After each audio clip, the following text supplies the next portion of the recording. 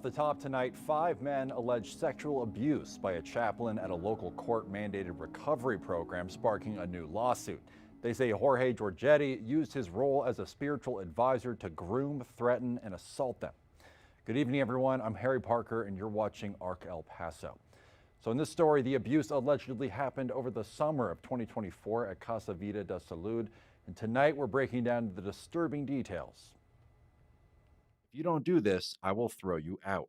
Alleged victims say Jorge Gabriel Georgetti threatened to throw them out of their recovery facility if they did not perform sexual acts for him.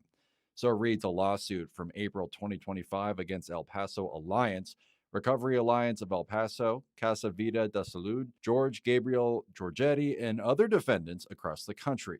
The lawsuit states Georgetti served as chaplain, recovery coach, and spiritual leader at Casa Vida de Salud, the Alliance's 37-bed facility in central El Paso.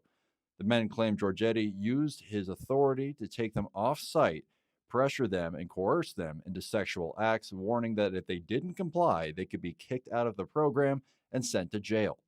It also alleged he used his position as a counselor to ask sexually charged questions and often brought patients to restaurants that served alcohol, as well as his own residence. According to court documents, when Georgetti made advances and victims declined, he would threaten their positions at the facility. No one would believe an addict, he's quoted as saying.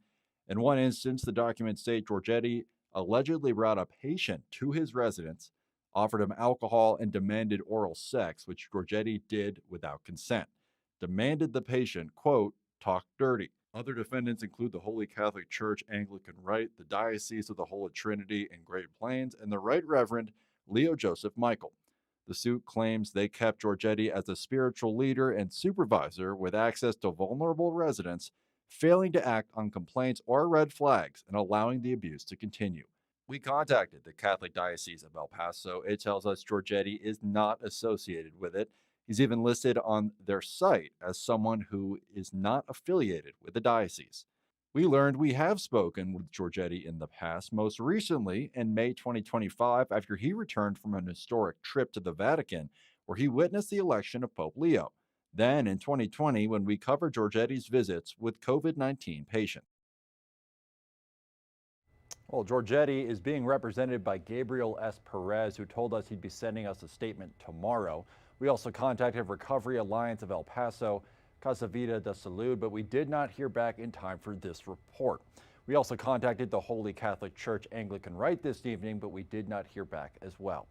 One victim's attorney, Jonathan Baeza, told ARC El Paso in a statement, in part, quote, these men deserve their day in court, and every recovery program should be on notice. You have a duty to protect the vulnerable people our community entrusts to your care. The plaintiffs are seeking damages over $1 million.